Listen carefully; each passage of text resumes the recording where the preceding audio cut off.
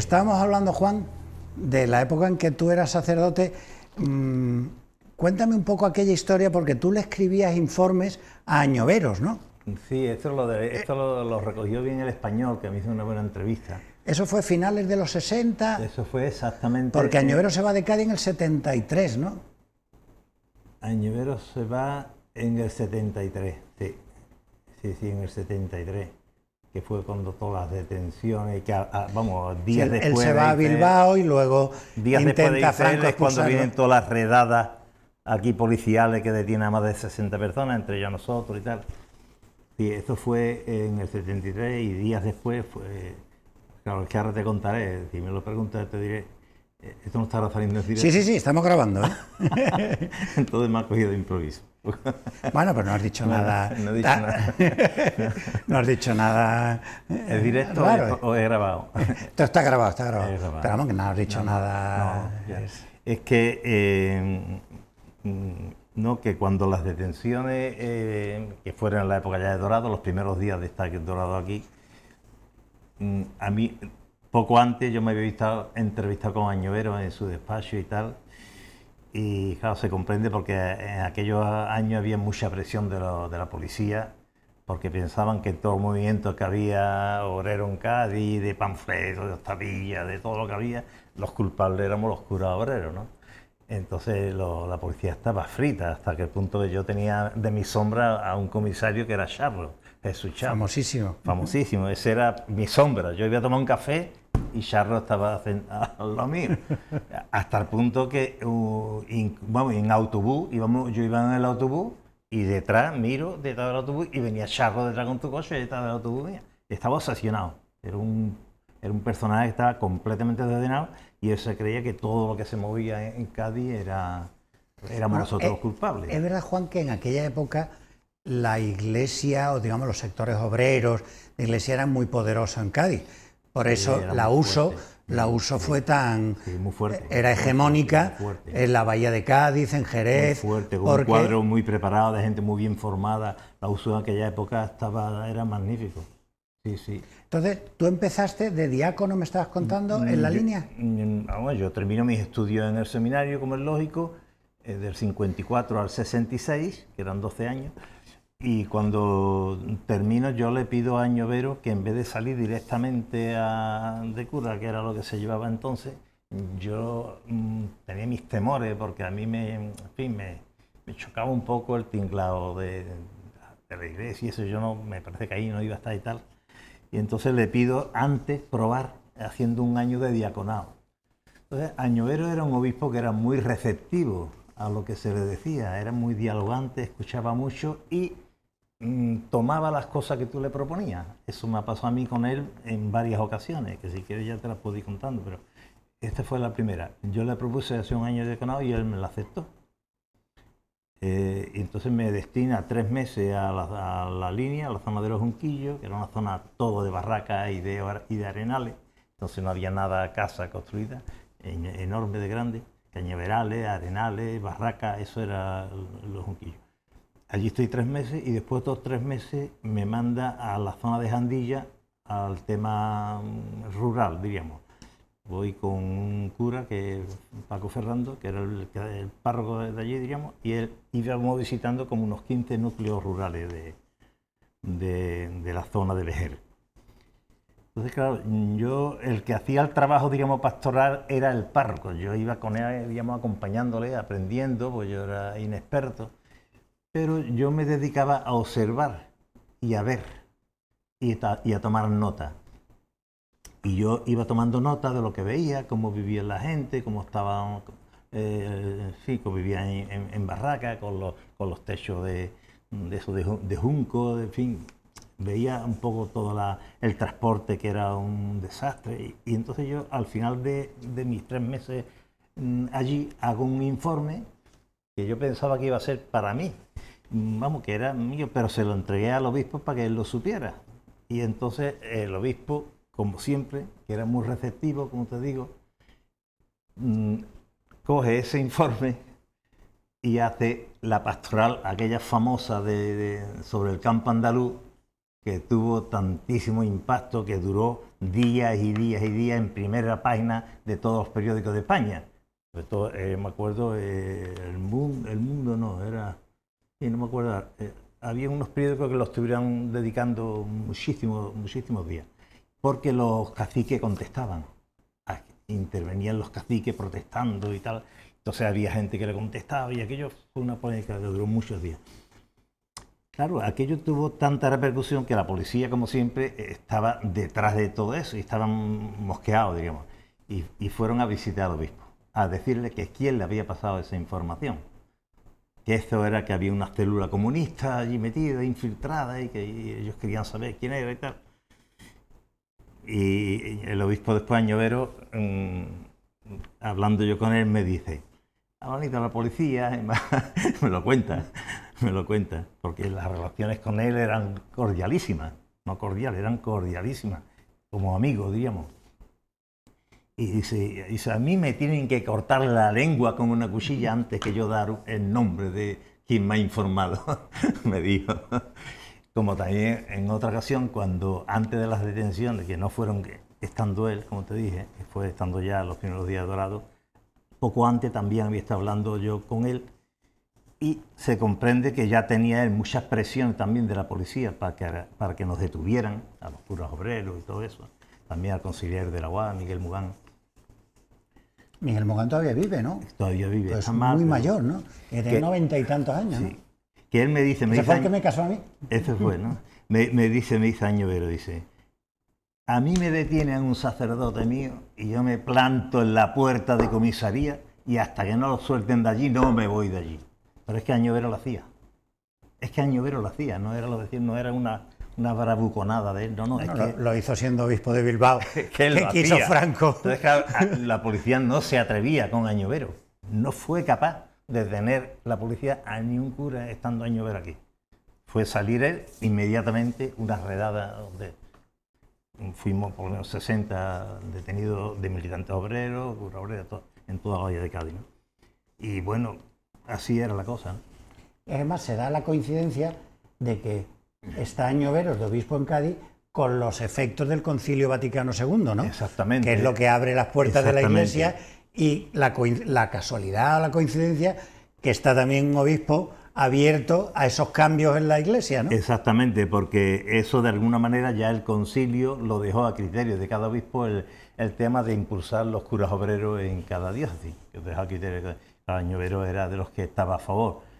Pero quiero aclarar que eso no fue un real decreto de que Añovero por real decreto dijera: venga, curas obreros. No, eso había empezado varios años antes, desde abajo, desde la base. Es decir, ya en el seminario habíamos un grupo de gente que queríamos ir por ahí, que estábamos ya sensibilizados con el mundo obrero, con la problemática obrera. Ya habíamos hecho la experiencia de haber ido a trabajar un verano en la fábrica de San Carlos, que fuimos muchos, entre ellos Pepe Araujo también, y allí fue un buen grupo de gente. Gabriel Delgado, Pepe Vitini, Javier Fajardo, en fin, todo esto. Alfonso Castro, ¿no? Alfonso Castro, por supuesto. Todo esto, y fuimos un grupo numeroso, yo no me acuerdo cuánto éramos, por lo menos 15 o más. Hicimos esa experiencia y esto fue varios años antes de ya Añovero poner en marcha los curas obreros. Quiere decir que eso había empezado desde abajo. Y Añovero había visto que había un grupo de gente que quería ir por ahí, entonces él ya lo autorizó y ya lo hizo de una manera, diríamos, oficial. ¿Y cómo era la vida en el campo andaluz en aquellos años? Ese informe que tú le haces a Añoveros, pues eso de Jandilla debió ser la zona de las Lomas. Cerca, pero no exactamente ahí. Quedaba cerca. Yo en las Lomas también estaba porque había otros compañeros que estaban allí, íbamos a verlo, teníamos contacto, y de las Lomas también lo conozco un poco el tema. Pero Jandilla era donde estaba Juan Pedro Domé, con su ganadería brava y todo aquello. Aquello era una cosa curiosísima porque, digamos, yo me quedaba con la boca abierta porque yo iba a las iglesias, normalmente lo que había en la iglesia eran mujeres mayores, niños y tal, pero allí en la capilla de Jandilla se daba la cosa que se decía misa todos los domingos y la iglesia estaba a reventar lleno de hombres, todo hombre, la mayoría hombres. ¿Por qué? Porque tenían que quedar bien con el señorito, ¿no? Entonces había una dependencia tremenda, ¿no? Del señorito del pueblo, ¿no? Y bueno, eso era así. Después la vida en el campo andaluz, lo que yo vi, fue tremendo. Es decir, primero la forma de las viviendas eran de... Los techos eran de cáñamo de esto de la laguna de las Andas. De caña brava. Que lo cogían de la laguna y lo ponían allí. Claro, así vivían. Claro, yo me acuerdo que los señoritos, los caciques, cuando comentaban las cartas en contra y tal, decían que es que la gente vivía así porque así estaban más fresquitos, que así les gustaba a ellos porque estaban más fresquitos y cosas así, ¿no?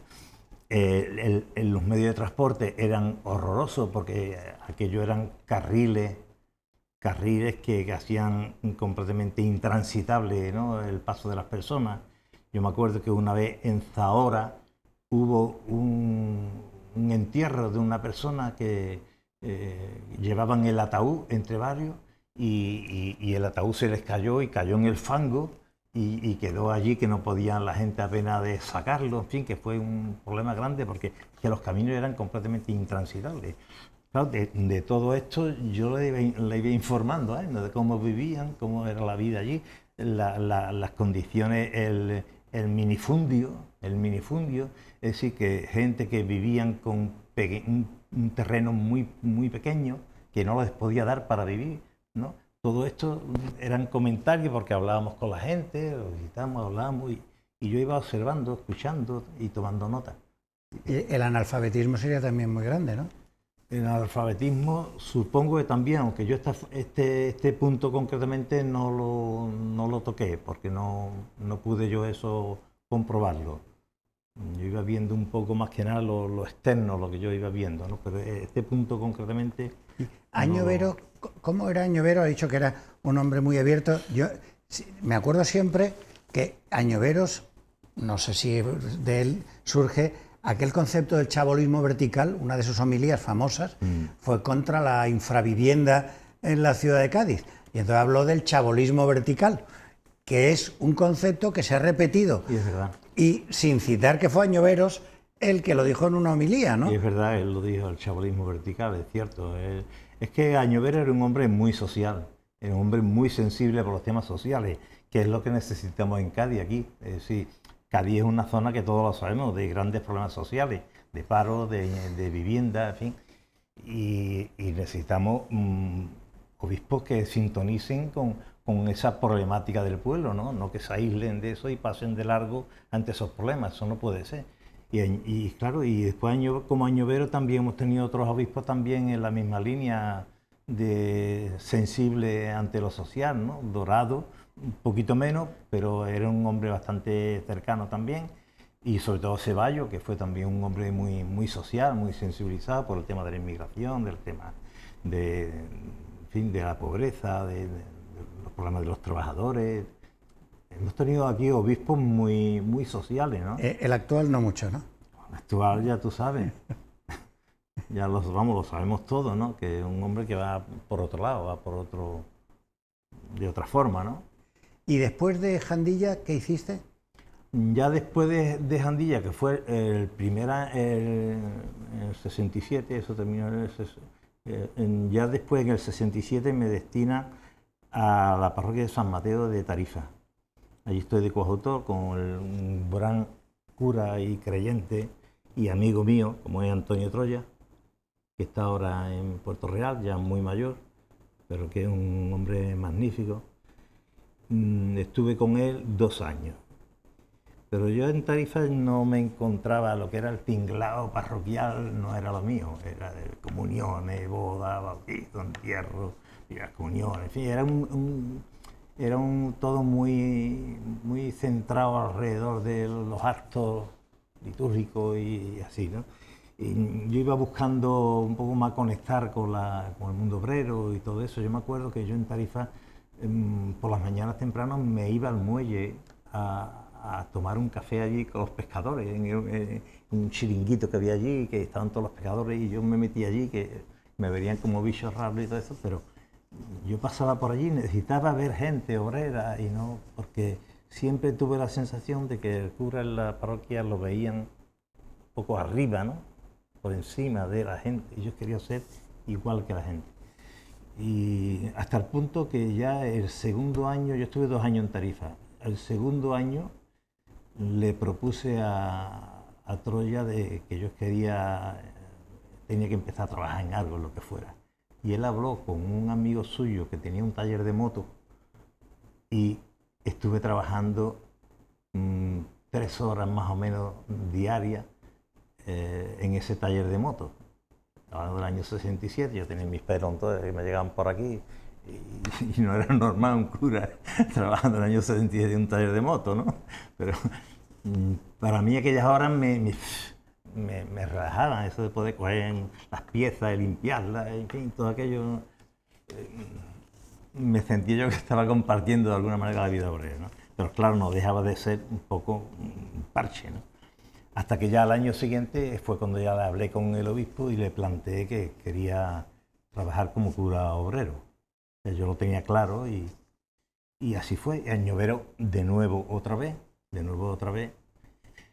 Primero me acuerdo que nos reunió a todos los que estábamos en esa onda, que éramos un grupo numeroso, en el seminario, y estuvo hablando, ¿no? De que decía esto y tal, poner en marcha esto, y que es quien estábamos dispuestos. Yo me acuerdo que yo levanté la mano, yo era de los más jovencitos entonces, y él sonriendo me dijo, no, pero tú eres muy joven y tal, pero sonriendo, no lo dijo como diciendo, no, tú eres demasiado joven, no, esto tiene gente más. Pero después me autorizó, ¿no? Después me autorizó, no hubo ningún problema, ¿no? Y ya fue cuando venimos aquí a Cádiz. Coincidió que Alfonso Castro estaba de rector en el seminario de mayor en Salamanca y él también quería hacer la misma experiencia, quería empezar a trabajar. Y coincidimos los dos, sin ponernos de acuerdo, coincidimos en Cádiz buscando trabajo. Entonces ya hablamos, nos pusimos juntos y estuvimos juntos ya buscando trabajo, haciendo un curso de la FP, de cardelero tubero, y fuimos ya así. ¿Que fuiste a astilleros? Fui astillero, empecé a trabajar en las contratas de tubero. La primera fue Aguirre Zavala, de tubero, en Estructura y Cardera. Y claro, después intenté pasar a astillero fijo, ¿no? Fijo por plantilla, de la contrata astillero. Todos los de mí habían hecho el curso conmigo de cardelero tubero, pasaron. Y yo pasé, pero se les pasó a astillero ahí 3 días la fecha. En vez de 15 días, a los 18 días se dieron cuenta que yo estaba ahí. Y entonces hicieron un truco y me despidieron por no hacer acto en prueba, en fin, esos 15 días que hay de prueba, como yo reclamé, porque no eran 15, eran 18 días, y ahí tuvimos una serie de trifulcas, visita a la dirección y todo aquello, pero vamos, me quedé fuera, no pude entrar.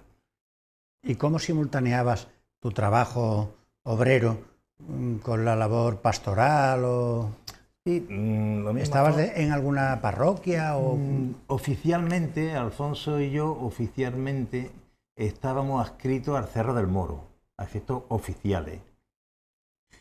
Hombre, cuando algún compañero... Jesús Maestú allí. A efectos oficiales quiere decir que estábamos adscritos.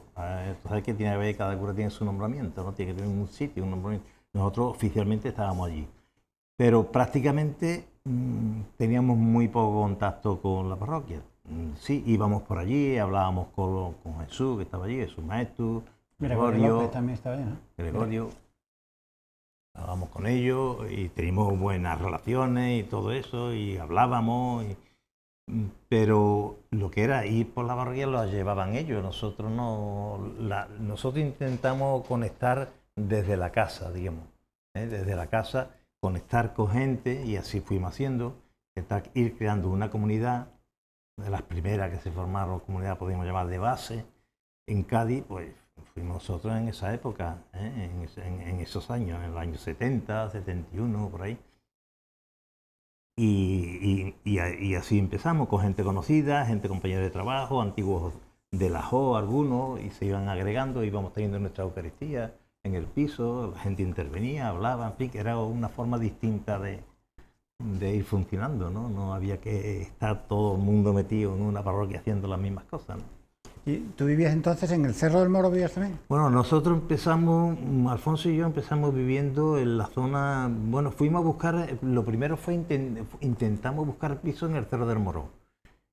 Aquello estaba todo lleno, no había apenas piso vacío, solamente hubo una señora que tenía una habitación y la estuvimos viendo y nos la enseñó, pero es que no cabíamos los dos, materialmente no cabíamos, entonces tuvimos que desecharlo, porque la idea nuestra era haber ido a vivir dentro del Cerro del Moro.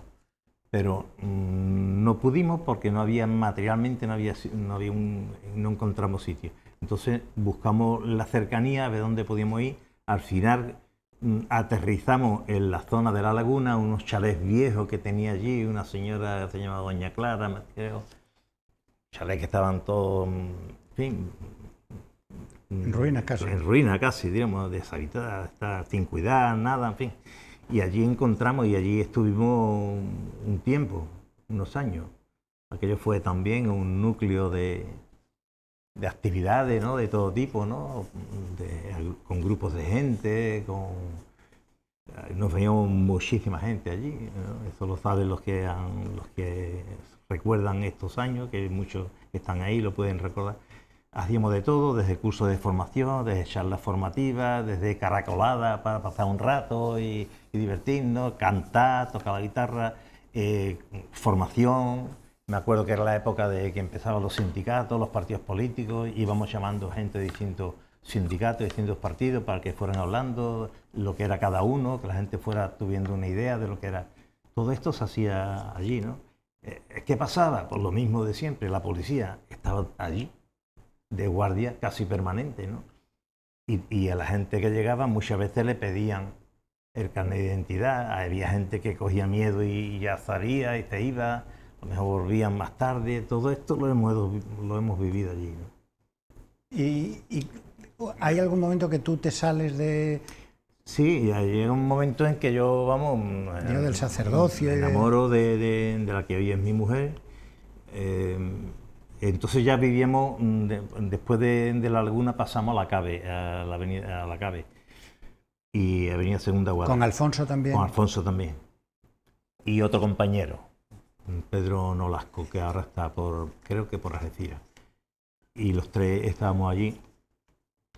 Y igual, allí intentamos seguir fomentando la comunidad con la gente. También allí tuvimos mucho contacto con los chavales del reformatorio, que estaban justo enfrente de nosotros. Nosotros los veíamos. Que es ahora Tarteso. Lo que es ahora Tarteso, exactamente. Nosotros los veíamos de allí y los chavales, muchos subían a nuestro piso, charlábamos con ellos, en fin, y había muy buen contacto con ellos, jugábamos al fútbol con ellos, en fin, que había muy buen contacto con los chavales de allí. Y bueno, nosotros ahí nos coge una cosa curiosa, y es que en el chalet, esto era poco antes de noviembre del 75, que es cuando muere Franco, se corre la voz de que Franco ha muerto. Entonces nosotros celebramos la muerte de Franco con champán en el chalet. Pero después, que fue la muerte real en la Cabe, coincide que ya habíamos hecho el traslado, estamos en la Cabe, volvemos a celebrar de nuevo la muerte real de Franco con champán en la Cabe. ¿Y en alguna de esas redadas te pillan a ti la policía? Sí, yo he estado detenido 3 veces. 3 veces, 2... En Isabel la Católica, en la comisaría. En Isabel la Católica. 2 veces en tiempos de Franco, diríamos, y la última vez en tiempos de la democracia, podemos decir, a comienzos de la democracia. ¿Qué está? Te cuento. Bueno, antes de detenernos, ya habíamos tenido registros en el chalet este viejo de la laguna. Habíamos tenido registros, se habían llevado todos nuestros libros, se habían llevado al diario mío personal, asuntos privados, todo esto, ¿no? 2 registros que tuvimos, ¿no? Y ya después fueron las detenciones, ¿no? Las primeras fueron más breves y la segunda, que fue ya la general, en la que detuvieron a unas 60 personas, que esto fue, como yo digo, los estertores del franquismo, ¿no? Fueron ya los últimos coletazos del franquismo. Ahí fue una redada ya general, porque tuvimos tuvimos un problema que supongo que conocerá, que fue el que se nos infiltró un policía en Astillero, lo conocerá, un tal Manolo el Barba, que le llamamos, y ese se hacía pasar por el hombre más revolucionario del mundo, ¿no? Asistía a todas las reuniones, se quedaba con la cara de todo el mundo, el que hablaba, el que no hablaba, y justo cuando es la redada, ese hombre al día siguiente ya no está en Astillero, ha desaparecido, y todos los demás nos detienen, ¿no? Entonces eso influyó mucho también, es decir, que la policía ya estaba ahí actuando, ¿no? Me preguntaba... No, las veces que te habían detenido, ¿no? Eso fueron esta, dos veces. Esa que me cuentas es la segunda vez que te detienen. Esta fue la segunda vez, que fue la más grande. Ahí estuvimos 6 días detenidos, 3 días en comisaría, que nos tuvieron, por cierto, sin comer ni beber, más de 24 horas. Más de 24 horas. A mí concretamente me ponen de pie y me dicen que no me puede apoyar sobre la pared. Y bueno, y hay me amenazan un policía también con... En fin, hubo amenazas allí y todo esto, ¿no? Todo eso hubo. Y después de esos 3 días, como no pudieron probar que nosotros éramos los culpables de todo lo que estaba pasando, pues entonces piden una prórroga a la policía, piden una prórroga de que ellos sí, que están seguros que lo van a encontrar las pruebas y tal. Y nos pasan a la casa de ejercicio de la calle Carmen 5, donde estaba la casa de ejercicio, ahora no sé qué es lo que hay allí. Y allí pasamos... La parte de atrás de la iglesia del Carmen, ¿no? Exactamente, la parte de la iglesia del Carmen. Y allí estamos Miguel Muga y yo otros 3 días, hasta que por fin pasan ya los 3 días eso y tampoco encuentran pruebas. Y al final tienen que dejarnos libres, ¿no? Y esa última vez que... Y la última vez fue simpático, porque fue una cosa simpática, porque estábamos ya, yo estaba ya en la comisión de parados, porque una de las circunstancias de mi vida es que yo he pasado por el paro muchas veces, porque claro, a medida que se iban enterando que había un cura que estaba trabajando, pues en cuanto se enteraba me echaban. Yo duraba muy pocos días los trabajos. Yo he trabajado en infinidad de trabajos, he hecho de todo tipo de trabajo, pero poco tiempo, porque enseguida me iban echando. Entonces, cuando ya vamos hasta el punto que a mí se me cierran todas las puertas, en Astillero, en las contratas, en Bazán, en Matagorda, lo que era el sector naval, que es donde yo quería estar, ahí llega un momento que es completamente imposible, ¿no? Y entonces se me ocurre cambiar de sector, digo, voy a empezar la construcción. Y empiezo a trabajar en la construcción, y tengo también la experiencia de haber trabajado de peón albañil, ¿no? Y entonces, quiero decir esto, la última vez estoy en el paro, estoy en el paro, y entonces, como estábamos muy desesperados, un grupo, no solo yo, sino otros compañeros, entre ellos Pepe Jiménez, muy amigo mío, hermano de Lorenzo, ponemos en marcha lo que fue la primera comisión de parado en Cádiz, la primera. Y eso fue ya al comienzo de la democracia, el año exacto no me acuerdo, pero pudo ser el año 76 o por ahí, pudo ser, sobre ese año.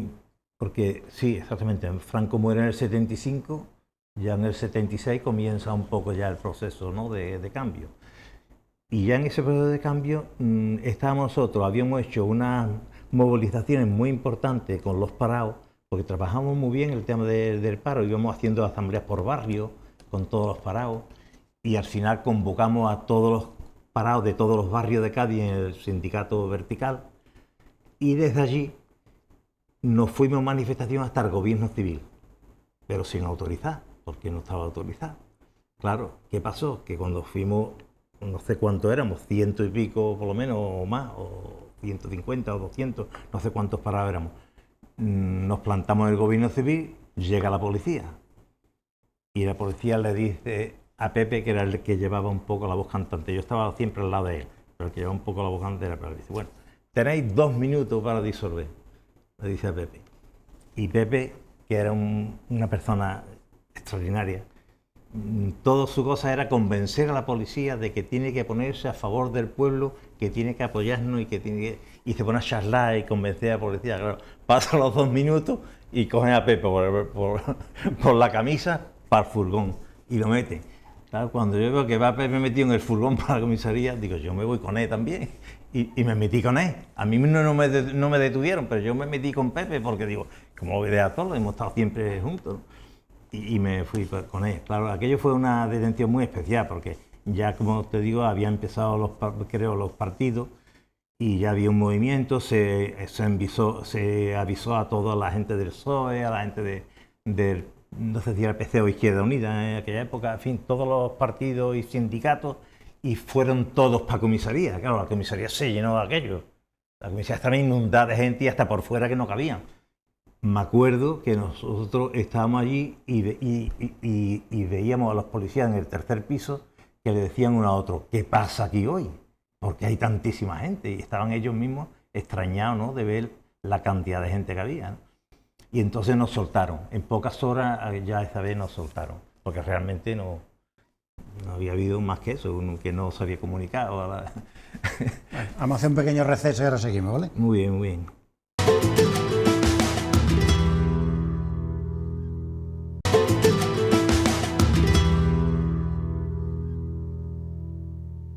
Habíamos empezado a hablar, hay un momento en que tú tienes una crisis de fe o es porque no. te quieres salir del sacerdocio No. para poder casarte con... No, yo no, en ningún momento de mi vida he tenido ninguna crisis de fe, la más mínima, en absoluto, nunca. Sí ha habido una lucha interior en los primeros meses, diríamos, porque claro, yo tenía clara mi vocación de cura, que siempre la he tenido clara, ¿no? Pero claro, decía, ¿y eso cómo hacerlo compatible con estar casado? Entonces es que te daban a escoger, o tiene que ser una cosa o tiene que ser otra. Y yo no entendía eso, no entendía eso, y ahí estaba esa lucha, ¿no? De que tú querías seguir siendo como siempre, ¿no? Pero pudiendo estar casado. Y ahí sí hubo una hasta que llega un momento en que yo eso lo asumo porque por varias circunstancias. Lo primero que me ayudó fue un librito de unos curas casados franceses que me hizo mucho bien, que se llamaba Sacerdotes de qué iglesia, se llama ese librito, y entonces era la experiencia de cura obrero, un cura casado franceses, donde ellos ven que es perfectamente compatible ser cura y estar casado, ¿no? A partir de ahí voy viendo el tema por ahí. Y coincide eso con el comienzo del MOCEO, que yo pertenezco a MOCEO, sabrá qué significa Movimiento Celibato-Opcional, que es un movimiento que la mayoría somos de curas que no hemos casado, pero que hay también otra gente, seglares y también curas célibes, en fin, incluso obispos simpatizantes también hay, que piensan que esto puede ser una realidad en la Iglesia, que no hay ningún problema, ¿no? Y tal. Y entonces se pone en marcha este movimiento, ¿no? Y viene el que fue el primer impulsor de este movimiento, que se llama Julio Pérez Pinillo, que es de Madrid, un cura obrero, también casado, que viene aquí a Cádiz, me comenta el tema, digo, pero si es lo mismo que yo estoy pensando, si es que... Y entonces coincidimos los dos y entonces decidimos poner en marcha esto un poco a nivel nacional, ¿no? Y ahí empezamos a trabajar mucho tiempo, buscando gente, conectando con gente, y hay una confluencia de mucha gente que pensamos lo mismo que yo había estado pensando en solitario, ¿no? O sea, que esto era perfectamente compatible y bueno, y ahí entonces ya yo, por ahí ya voy, como te digo, sintiéndome más seguro, más firme en mis convicciones de que yo puedo seguir con mis mismas ideales y mis mismas convicciones, mis mismos pensamientos, pero estando casado, que no hay ningún problema. Y de hecho así lo hemos hecho todos estos años. Nosotros lo hemos hecho así. Cuando alguien nos ha pedido que celebre una Eucaristía, la celebramos, sin ningún problema.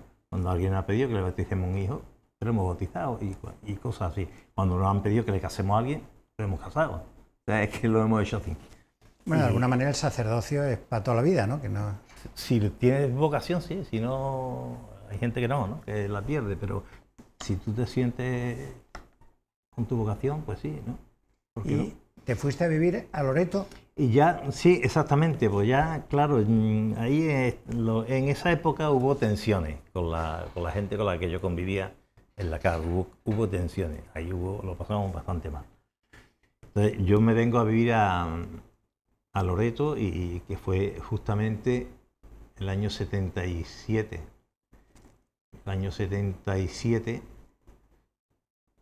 en el año 76 se había puesto en marcha la Asociación de Vecinos de Loreto, en noviembre del 76. Y yo voy para Loreto en el verano del 77, sí, antes de un año. Y sí, y ya me voy a vivir solo, primero en la calle Plus Ultra, y después ya en el 79 nos casamos con la que hoy es mi mujer, y ya estamos viviendo juntos, lógicamente. Y ya después, a pocos años, nos cambiamos del Plus Ultra a la Plaza Virgen de Loreto, que es donde actualmente seguimos viviendo, ¿no? Y desde el primer momento tú te involucras mucho en el movimiento vecinal, ¿no? Sí, sí, desde el principio, sí, porque yo siempre he sido un partidario de los movimientos de base, diríamos, más que de movimientos políticos, partidos y sindicatos. Esa no ha sido la línea mía. Yo siempre me he movido mejor en los movimientos de base, ¿no? Donde la gente pueda opinar y su opinión cuente, donde se decidan las cosas en asamblea y sea todo muy asambleario, ¿no? Ahí me siento bien. Al momento que hay alguien que me dice desde arriba lo que tengo que hacer, paso olímpicamente. Por ahí no puedo entrar porque no puedo comulgar con rueda de molino, ¿no? Y entonces el movimiento vecinal me pareció que era un sitio, en aquella época por lo menos, es que se fomentaban muchísimo las asambleas de barrio. Hoy las cosas están de otra manera. Pero en aquellos años nosotros fomentamos muchísimo las asambleas de barrio, la gente opinaba, la gente participaba, hasta el punto que, por ejemplo, el nombre del colegio de Loreto, que se llama Fermín Zarbosea, eso fue decidido en una asamblea masiva del barrio de Loreto, donde hubo varias propuestas de varios vecinos. Una de las propuestas era, por ejemplo, era Mágico González, que se llamara Mágico González. Otra propuesta era que se llamaba Carlos Díaz. Pero la directiva llevábamos la propuesta que se llamara Fermín Zarbosea, que fue la que salió casi por unanimidad, por más del 90% de votos. Y por eso el colegio se llama Fermín Zarbosea, ¿no? Porque fue votado en una asamblea democráticamente por los vecinos del barrio. A mí me parece que esto es importante. Que darle valor a que la gente participe, que la gente directamente puedan influir en las decisiones, a mí eso me parece que es importante, ¿no? O sea, creo más en esta democracia directa que en la democracia representativa, digamos. Y por eso yo me he encontrado siempre bien en los movimientos sociales, diríamos, de este tipo, ¿no? Como el movimiento vecinal. Estuve 8 años en la directiva. La Asociación de Vecinos de Loreto estuvimos 8 años y fuimos testigos de las grandes transformaciones que tiene el barrio. La hoy. Asociación de Vecinos de Loreto en aquella época, claro, eso el movimiento vecinal ha cambiado mucho, pero en aquella época era muy reivindicativa. Muy reivindicativa. Yo me acuerdo aquellas movilizaciones para que se construyera el colegio. Exactamente. Que no existía el colegio y existía la vía del tren y muchos niños tenían que cruzar por la pasarela y luego... Y para ir para Puntales, mi hijo tuvo que ir al colegio de Puntales porque no había colegio en Loreto. Y la plaza se inundaba. Muchísimos problemas que tuvimos. El alumbrado eran bombillitas que parecían... Así que, vamos, no sabía nada, un barrio triste. Era un desastre, no había señalización. Claro, que era un barrio estaba emparedado entre el muro de la zona franca, que la gente no se acordará, pero sí, había un muro, claro, por donde está ahora la avenida. Ahí la gente hacía un boquete para poder... Bueno, no sé si te refieres al muro que había, es que había otro muro desde la calle Plus Ultra para Puntales, diríamos, para que no pudiera ir a los terrenos de Renfe, diríamos. Ahí había un muro, ahí no se podía pasar para Puntales. Había que dar toda la vuelta por la avenida. Y luego estaban los depósitos de tabaco. Sevillana tenía también unas cosas. Sí, allí. estaban los depósitos de tabaco. Depósitos de tabaco, sí, y ya enfrente ya estaban los de Cesa, ¿no? Estaban los depósitos de Camsa, que estaban allí entre Loreto eso y estaba Puntales. Ya en la otra, más bien en la zona de Puntales. Claro, que la gente Claro, es normal, eso hace muchos años, pero la gente... Claro. Esos barrios han tenido una transformación muy Tremenda. grande, ¿no? Pero como yo digo... Y parte de ello es fruto de la movilización de los vecinos, ¿no? Es que todo lo que tenemos en Loreto, nadie nos ha regalado nada, como yo digo. Nadie nos ha regalado nada. Ha sido todo fruto del esfuerzo, de la movilización y de las luchas y las reivindicaciones del barrio. Todo lo que tenemos. No había colegio, no había ambulatorio, no había centro social, no había plaza. Bueno, lo de la plaza fue un numerito. Porque se inundaba. No me refiero a esto. Me refiero a que la que es hoy la actual plaza, a lo mejor mucha gente no lo sabe, lo que es la actual plaza, ahí el proyecto primero que hizo la inmobiliaria de Loreto era construir la iglesia con una gran torre, y cogía lo que es la actual plaza, lo cogía prácticamente casi toda la plaza la cogía la iglesia.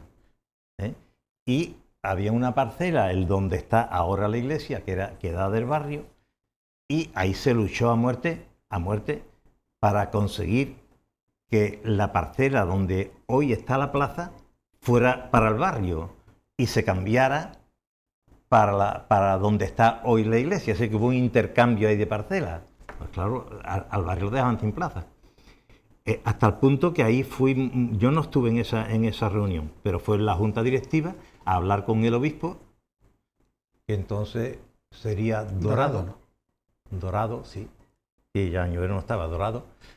Y ahí le tuvieron que echar, fuerza al obispo para que cediera. El obispo no quería ceder, de ninguna de las maneras. Se plantaba que no, pero hubo uno que entonces estaba de vicepresidente, porque el presidente entonces era Luis Pizarro. Entonces era Luis Pizarro el presidente todavía en esa gestión. Y el que estaba vicepresidente era Victoriano Osuna, y eso me lo contó a mi Victoriano directamente. Dice, yo le tuve que decir al obispo, como usted no me cambia la parcela, le echo el barrio encima.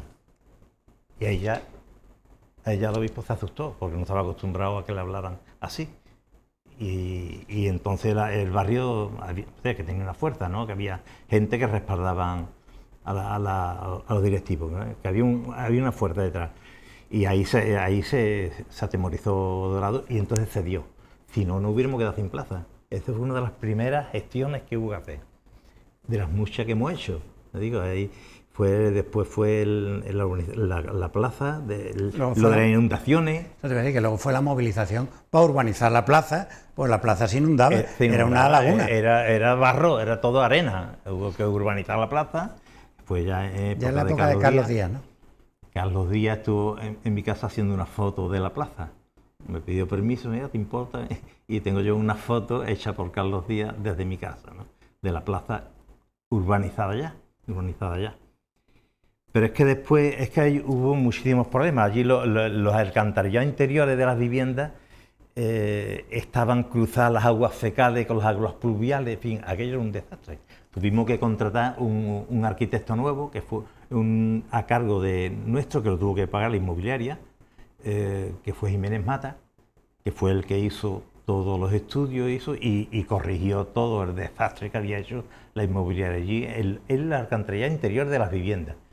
Y luego estaba el desastre de las inundaciones exteriores, que allí, como tú sabes, caían 4 gotas y los bomberos ya no había que avisar, los bomberos iban directamente para Loreto, sin avisarlo, porque sabía que en cuanto llovía, Loreto se inundaba, ¿no? Todo eso se fue corrigiendo, después se hizo la señalización del barrio, en fin, todo, el aparcamiento señalizado. Y construyeron la sede social, ¿no? La sede social y la urbanización de los terrenos de Renfe, que eso lo remató Teófila, es verdad. Pero eso es una reivindicación de la Asociación de Vecinos de las primeras reivindicaciones. ¿Eso le llamabais el Campito, le llamabais vosotros? Sí, el Campito también, sí. Esto era, ahí recuerda que estaba la vía del tren, que iba desde los depósitos de tabaco hasta Puntales, y claro, ahí había un muro que no se podía pasar desde Puntales. Nosotros teníamos que llevar a los niños al colegio a Puntales desde Loreto y no podíamos pasar. Entonces, claro, la gente hizo un boquete para poder pasar. Y a los trenes de Renfe la gente llegó a hacerle sabotaje. O sea, ahí se ha luchado muchísimo para conseguir las cosas. y hacerle la vida imposible a Renfe. Hubo negociaciones en Renfe, en Sevilla. Hubo que ir a Sevilla a negociar con los directivos de Renfe para que nos cedieran los terrenos. Se le consiguió primero arrancarle para una zona deportiva, que no teníamos tampoco una plaza de deporte. Se le arrancó primero una zona deportiva hasta que ya por fin se remató y se consiguió urbanizar la nueva plaza de Loreto, ¿no? Eso fue desde el principio otra antigua reivindicación nuestra. O sea que ahí se ha luchado todo lo que tenemos, todo ha sido reivindicado, todo, todo. Y eso vale mucho. Yo me siento muy orgulloso de vivir donde vivo. Yo he visto que tú en tu blog publicas muchas fotos de aquella época. Se te ve a ti Sí, así tan sí. grande, con esa mata de pelo, esas gafas Sí, claro. de pasta. Sí, sí, claro, era la época aquella de... Que fue otra cosa bonita que hicimos allí fue el tema del busto de Fermín Zalbochea, que también fue otra acción muy bonita que Sí, hicimos. vi la foto que pusiste. Claro. Está Pepe Barroso, Carlos Díaz y Chico Coto. Ahí está, el Chico Coto, estuvo Pepe Mena también, vinieron el comandante del batallón Fermín Zalbochea de Algeciras, Sebastián del Pino y con otro compañero, en fin, fue aquello muy bonito, pero sobre todo fue bonito porque fue, como te digo, una acción de barrio, decidido entre los vecinos, aprobado por los vecinos y financiado en gran parte por el pueblo, porque a mí que me digan qué busto hay en Cádiz financiado por suscripción popular, que me digan a mí, de todos los bustos y todas las estatuas que hay en Cádiz, ¿cuál ha sido financiada por suscripción popular? Ninguna, claro. Ninguna. Solamente el busto de Fermín Zalbochea de Loreto. Eso para nosotros es un orgullo, porque hicimos muchísimas papeletas, Chico Coto repartió por todos lados donde él iba, nosotros repartimos hasta fuera de Cádiz en muchísimos pueblos, y peseta a peseta tardamos muchísimo tiempo, porque el presupuesto para nosotros se nos iba completamente de las manos. Había que hacer un busto en bronce, llevarlo a Madrid, pagarle a Jesús Micó, que fue el escultor, en fin, que aquello fue, para nosotros fue algo muy, se nos iba de las manos. ¿Y tú sigues ahora vinculado con el movimiento vecinal o ya? Yo me llevo muy bien con los directivos que hay ahora en Loreto, en la Asociación de Vecinos de Loreto, pero veo que funciona de otra manera la cosa, es muy distinta de cuando estamos nosotros. Ha cambiado mucho toda la sociedad y ha cambiado mucho los tiempos, no son los mismos. Yo eso lo entiendo, y las relaciones son buenas, las relaciones son bastante cordiales y bien. Yo sigo siendo socio de Loreto y muy bien.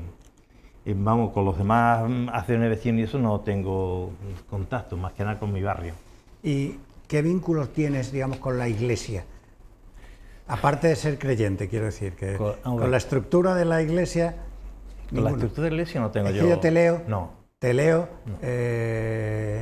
Sigo tu blog, sigo las cosas que escribes, y veo que tus puntos de vista chocan mucho con el actual obispo. Sí, claro. Me imagino yo, ¿no?, que la llegada del Papa Francisco te habrá reconfortado. Muchísimo, porque va en la línea que vamos nosotros. Va en la línea que vamos nosotros. Con lo que yo creo que el que está fuera de juego es el que no va en la línea de Francisco. El que no vaya en la línea de Francisco es el que yo creo que está hoy fuera de juego. Y tiene que ponerse al día en la línea de Francisco. Yo creo que eso es así. No puede pretender ahora el obispo que esté hoy seguir la línea de Juan Pablo II, no. Hay que ir en la línea del Papa actual, ¿no? Pero ¿mantienes reuniones, vínculos organizativos o solo afectivos con otra gente? O tú empezaste con todo el grupo que era tan potente en Cádiz de curas obreros, la iglesia de base, había la OAC, la JOC, ahora Tierra de Todos, Tartesos, el Comité Óscar Romero, el movimiento del celibato opcional, tantos grupos que había en Cádiz. Yo no sé si eso se ha ido diluyendo. Te cuento, ahora mismo yo estoy hace ya desde el año creo que fue 2013, hace ya 7 años ya, que estamos en un grupo que se llama Grupo Cristiano de Reflexión Acción. Ahí somos 17 personas, todas laicas, diríamos, no hay ningún cura ahí, porque si hubiera alguno que quisiera acercarse a nosotros, creo que no se atrevería, porque a lo mejor temería que el obispo, si se entera, pudiera decirle algo y tal, ¿no? Entonces somos todos laicos y ahí nos vemos con frecuencia una vez al mes y reflexionamos y actuamos en la medida de nuestras posibilidades. Hemos hecho muchas cosas en estos 7 años, que contarlo sería largo. Entonces ahí yo me siento bien. Ahí empezamos siempre las reuniones con una oración en común, terminamos también en común con rezando el Padre Nuestro, y mientras pues hay informaciones varias y vamos informando de las cosas que nos preocupan, que nos afectan a nivel eclesial o a nivel también social. Y ahí ese grupo yo creo que está bien. Es un grupo que está en buena orientación, yo diría que va un poco en la línea que pueda querer hoy el Papa Francisco y también con las inquietudes, digamos, sociales, ¿no? que hay que tener hoy, y yo creo que es un buen grupo, que es lo que hoy en Cádiz donde yo me muevo. En otros niveles yo sigo formando parte de Comunidades Cristianas Populares, que es un movimiento que es de cristianos de base a nivel de todo el Estado, está en Andalucía y está también, somos en la provincia de Cádiz, hay gente también en distintos sitios, La Línea, en Algeciras, en Jerez, en Cádiz, en Puerto Real, en distintos sitios, ¿no? Y por ahí me muevo. Y desde internet, digamos, con los grupos y todo esto también colaboramos, difundimos y siempre estamos activos en esa línea, ¿no? Y en Moceo, que también es un movimiento a nivel nacional, que también tenemos nuestras actividades, también tenemos nuestras cosas, y por ahí me muevo, ¿no? Esos dos colectivos son los míos, diríamos, Moceo, Comunidades Cristianas Populares, ¿no? Me siento bien en ello, y en el grupo cristiano Reflexión Acción también. ¿Con la Iglesia, con la estructura de la Iglesia no tenéis trato ninguno? No, porque yo es que la estructura de la Iglesia soy muy crítico con ella. Yo creo que tendría que dar cambios muy profundos. Hay cosas que hay que hacer que no se hacen, y yo creo que los tiempos cambian y hay que buscar otras formas. De hecho no hay más que mirar por qué las iglesias están vacías, por qué no hay hombres, por qué no hay jóvenes, por qué no hay gente obrera, por qué. ¿Y este obispo es especialmente conflictivo? Porque yo no recuerdo estos conflictos que hay ahora, no los recuerdo nunca. Es que no lo ha habido ni con nunca. Dorado, ni con Ceballos. Ni con Añoveros, por supuesto. Por supuesto, nunca. Es que no ha habido estos problemas que estamos teniendo con este obispo, no lo ha habido con ningún obispo anterior. Bueno, con Añoveros era todo corazón y todo cordialidad. Yo me acuerdo de Añoveros, salía del Hospitalito Mujeres al seminario y tardaba 3/4 de hora en llegar, porque se paraba con todo el mundo lo hablaba, con todo el mundo saludaba. Este hombre, según me dicen, es más frío, ¿no?, con las personas, ¿no? Según me dicen, no lo sé, porque yo no tengo con él contacto, lo que escucho.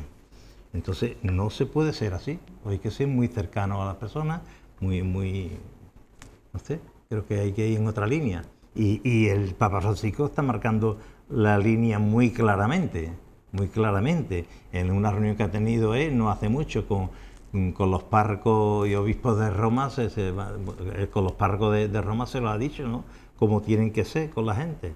Así que él las líneas las está marcando muy bien, muy bien. Lo que pasa es que no le hacen caso. Hay gente que no le hacen caso. ¿Tú te sigues sintiendo cura? Yo, en mi interior, sí, pero de una forma muy poco ortodoxa, podemos decir. muy en la frontera, muy en la frontera. No sé. Si a mí me piden ser buena cristiana, yo no tengo ningún problema, porque yo siento mi vocación igual, exactamente igual. Y de hecho la he celebrado cada vez que se haya encartado, ¿no? O sea, no he tenido problema en eso. Cuando me lo pide una comunidad o un grupo de personas, yo no he tenido problema en eso. Yo, mi vocación la siento igual, mis inquietudes cristianas creo que están intactas. Y ahí estoy, ¿no? Bueno, Juan, pues muchísimas gracias.